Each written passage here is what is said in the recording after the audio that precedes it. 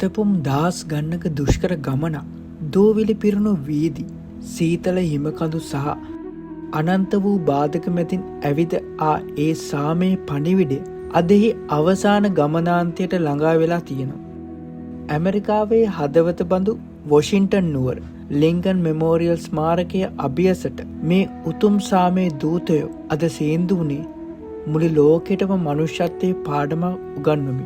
මේ ගමනේ සැබෑ වීරයා අපේ ආදරණීය ආලෝක මීට සති කිහිපයකට කලින් ඔහුගේ පාදයේ සිදු කර දරුණු සැත්කම නිසා බොහෝ දෙනෙක් හිතුවේ ඔහුට මේ ගමන අවසන් කරන්න බැරි වෙයි කියලා.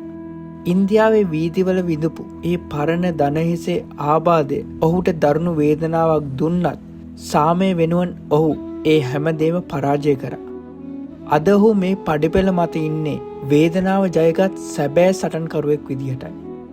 ඒබ්‍රහම් ලින්කන්ගේ ශ්‍රේෂ්ඨ පිළිරුව පාමුල සාමයේ සජ්ජායනාව ඇසෙද්දි මුළු පරිසරයම නිශ්ශබ්ද වුණා.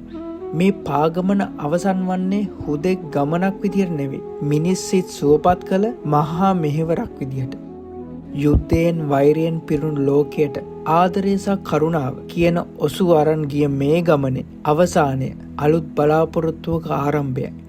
ආලෝකා සහ භික්ෂුන් වහන්සේලා ලෝකෙට පෙන්වුවේ ආයුධයකට වඩා බලවත් වන්නේ අවිහිංසාව බවයි. සැතපුම් 2300කට අධික ඒ මහා පාගමන අදින් නිමාවට පත්වෙනවා.